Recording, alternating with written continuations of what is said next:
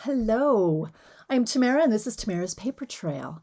Today I want to do a quick video on showing you how to do what I call a pop and twist card. I've seen them called twist and pop cards. I've seen them called a few things, but I've called mine the pop and twist card. So let me just show you what it looks like. And I'm going to show you the basics of it. I'm not going to show you all the patterns and how to design it like this. I'll just give you the how to come up with the mechanism of it. So let me just move this over here a bit. All right, so this is a card that I made for my daughter's 16th birthday. That was last week. And when you go to open it, ta-da! It just pops out, and it is such a wow card. I mean, my kids have seen me make cards for 16 years now, because I started when what was it? It was 6 weeks after Alicia was born, and now she's just turned 16. So it's a great wow card. So I'm going to show you the mechanism on how to make it, and then you just decorate it with whatever you have, however you want to, but definitely a wow card. So we're going to need a few basics here. Let me just see. I want you to be able to take a screenshot of this without my face in the way. Hang on, let me just move my cameras around. That's not working out. There we go. Let me move my face over here a bit. Nope, that's as far as my face goes. Okay, we will move the camera the wrong direction. There we go. All right, so you can screenshot this if you want for now, rather than having to go back and watch the video again later. So we're going to need a base that is 11 by 4 1/4, and we're going to score that in half at 5 1/2. The mechanism measures 8 by 3 1/2. You're going to mark it with a pencil, and I'll do this with you, but just so that you have the instructions ahead of time, at 2 1/4 inches and at 5 3/4 inches. Then we're going to turn so that's on the 8-inch side. Then we're going to turn it to the 3 1/2 inch side, and we're going to score it in half, which is at 1 3/4 inches. Then we need a panel. And so this is the panel. This is the panel. This is the mechanism in here. That's the 8 by 3 1/2. This is the panel. So it measures 11 by 3 3/4, and we're going to score it every 2 3/4 inches. So 2 3/4, 5 1/2, and 8 1/4. So I'm going to do it with you, or you're going to do it with me, or I'm going to do it and you're going to watch me do it. And we'll get all the pieces all scored, and then I'll show you how to assemble, because that is just the trickiest part, is how to get the fold going on. So let me just turn off my phone here, because I know it's going to ding if I don't turn it off. Okay, so we're going to start with our base. So we're going to take a standard piece of cardstock in North America, 8 1/2 by 11, and we're going to cut it at 4 1/4 all the way down. So it's cutting this piece of paper in half on the long end. Put that aside for now, and then I'm going to score it at 5 1/2. That is our card base ready to go. Okay, the next piece we need is 8 by 3 1/2. Actually, no, you know what? I'm going to switch to the panel. Because I have this 11-inch chunk right here. It needs to be 11 by 3 3/4. So I might as well cut that while I'm here. So it's already 11 long, and we're going to go 3 3/4. And then I'm going to score it every 2 3/4. So 2 3/4, 5 1/2. I'm actually just going to flip this around and do it at 2 3/4 this way.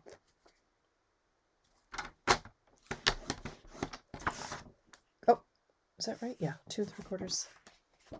Make sure it's the right measurement in there. Yep. Okay. All right. So we've got the panel, we have the base, and now we need the mechanism. So that needs to be 8 by 3 1/2. So I'm going to cut it 3 1/2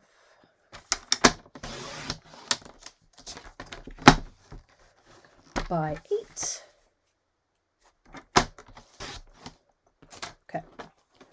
So now you can use your trimmer, you can use a ruler, but you want to score it at 2 1/4. So if you wanted to do it at 2 1/4, you can just use your trimmer, and if you have a mechanical pencil, you can mark it at the top and the bottom, or you can use a ruler. Okay, and then we're also going to mark it at 5 3/4, top and bottom. And now we're going to do some scoring. So first, we'll do the scoring from where we just put these little marks. So we want to make an X. And we're going to score an X into this mechanism. So what we want to do is we want to put the mark here, the 2 1/4 inch mark here, and the 5 3/4 mark on the bottom. You want to line those up in your track. And you're going to score. Make sure you're not using your cutting blade. Use your scoring blade. Then you're going to do the same in the other direction. So this is the 5 3/4 and this is the 2 1/4. Put those little marks in the track. Like that. And score it there. So we have an X, which you should be able to see there on the light. Yeah, got an X there. And now we're going to score it down the middle this way. So turn your paper this way, and that's at 1 3/4. Like that. Okay. Now the rest is just folding and taping. Now this is the only part where you might have to fiddle with it until you kind of get it. But once you get it, you got it. So our card base, easy. Fold it in half. Get your bone folder out. Give it a good score or a good burnish there. Okay. Our panel, easy enough. We're going to fold it on all those score lines. So we're going to fold it in half. Burnish it. And then it's going to go to fold backwards on itself. So we're doing like a zigzag fold or a mountain and valley fold, I've heard them called. Flip it over and flip it back on itself again. Don't worry about getting this right or wrong in which direction. If you'll know when you go to assemble it if it's right or wrong. So what you want is this W or an M, depending on which way you look at it. Okay, and essentially you just want to know that that this fold, like the bottom of the M, is going to be facing your belly button when you go to assemble it. Okay, so that is our, no, sorry, that made no sense. That scratch what I just said about the M for now. Okay, just forget that. We'll worry about that later. We're going to go ahead with our mechanism now. So I'm going to fold on the score lines. So what I'm going to do is if you lay this flat and you're going to pick up the one corner and you're going to fold it away from you on the X there, and then unfold it, and then you're going to fold it the other direction. It's going to fold towards you, right? So away from you, towards you, and then for this one, pick it up. We're going to fold it backwards.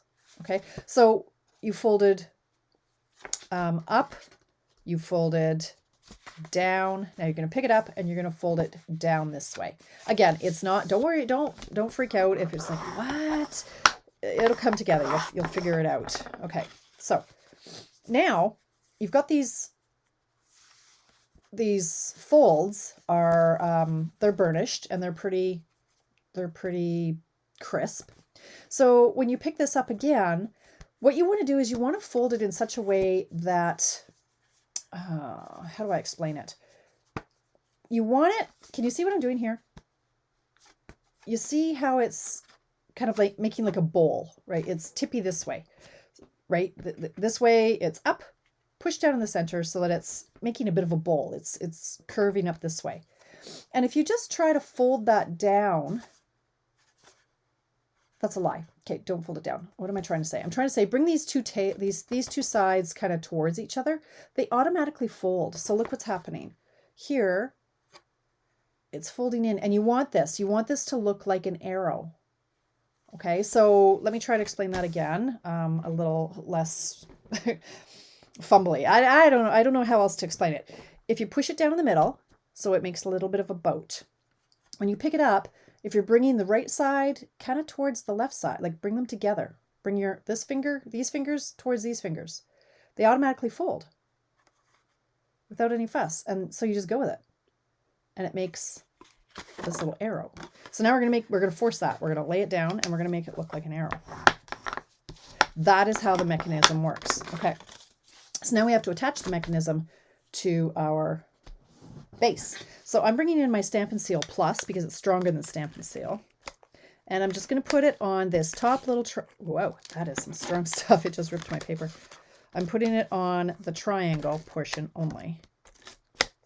Holy, that is some strong tape. Okay, now you're going to open up your card base and you're going to put this Okay, the sticky side. You're going to put the point really close to the score line. So you want to center it before you go touching it down. You want to make sure that it's centered left to right. Eyeball it. And then you want that point to get close to the score line, but not like on top of it. Just really close to it. Okay, press it down. Now you're going to go in, you're going to add more. Okay, this is crazy strong. Where's my silicone mat? Silicone mat! Let me just clean. I don't know what's going on here. That is crazy sticky tape that is destroying my cardstock. Okay, let's try that again. There we go. No, it is. Okay, I'm going to use tear and tape instead. I don't know. I've never seen it that strong before. So tear and tape, you can use white glue, you can use our old sticky strip, whatever you've got, but you want it strong, a strong adhesive. Okay. So I'm going to take I have no fingernails right now, so I'm going to take a pick tool, take the top off this double-sided tear and tape. Okay, so the tape is exposed and you're just going to close the top. Give it a good push. Okay, so that is our mechanism. Now we need to come back in with this piece that I was talking about before. Now I'm kind of afraid to use this stuff now. It's, well, I'll try it again.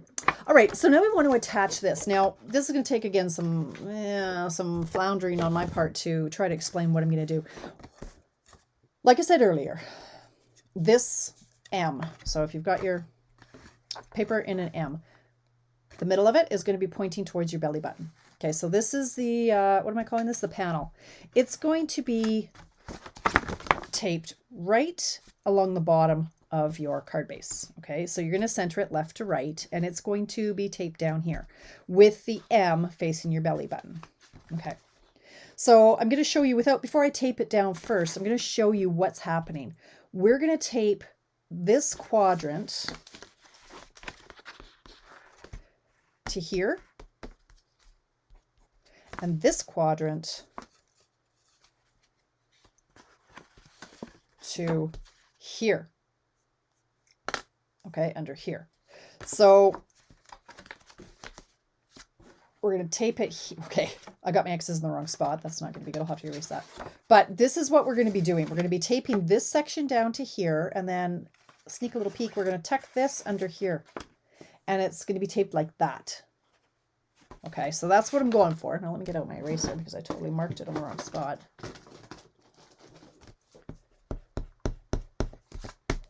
And this one too. All right, so we are putting tape here and we're putting tape here. So I'm going to see if I can use this without destroying my paper again. There we go. I'm just going to go slow and I'm not pushing down. So I'm just going to do 2 ticks, just about 1 inch of the way in, so you can see where I've put that there. And down here too, I'm going to do just 2 little strips, complete with cat hair. Anybody else have cat hair on all of their projects? Mm-hmm. All right. So now M is towards your belly button. Okay. Center it and put it along the bottom of your card. And then we're going to just close this. We don't want this tape to hit here, so just make sure that that's not going to touch there. So I'm just going to kind of manhandle. You can see what I'm doing. I'm just going to put this part of the tape, rub down. So you can see I'm just going to let you peek. Here's what I've done. Okay, so it is taped to the top of our little booklet that we created here. Now, we just have to lift up this little chunk, this part here, lift it up, bend it a little bit, lay this part down. So this one's going to be down flat, and you won't be able to see this part, and I'm just going to push this on top of it. So here we go, right? So you can see there's where my X and my tape is, or R. Close it down, push it. We are done. When we go to open it, ta-da!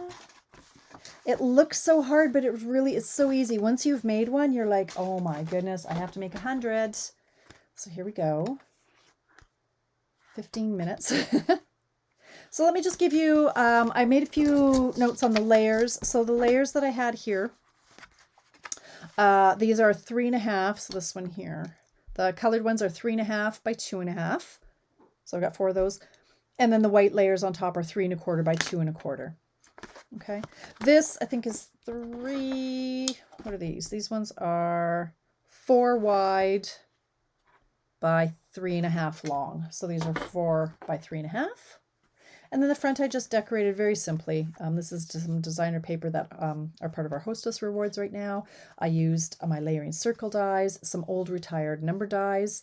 I used the word sweet on all of these, just in case you're curious about this one. The word sweet is from our stamp set, Sweet as a Peach.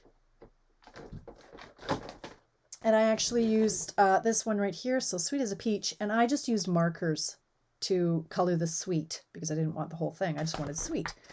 So I just used my Stamp and Write markers and I stamped sweet all over the place. Same on the front, sweet in different colors. Popped these up on dimensionals, added some rhinestones, added a little ribbon, and there we had it. A fun little pop and twist card for my daughter's 16th birthday. So I hope you enjoy that. Yeah, give it a try. And if you do come up with one, feel free to post it. I'd love to see what you come up with. So thanks for popping in, and I hope you found some inspiration. If you are in Canada, you can check out my store, tamarabertram.stampinup.net. This is my YouTube channel, but I also have a Facebook page by the same name, Tamara's Paper Trail. And my blog, tamaraspapertrail.blogspot.com.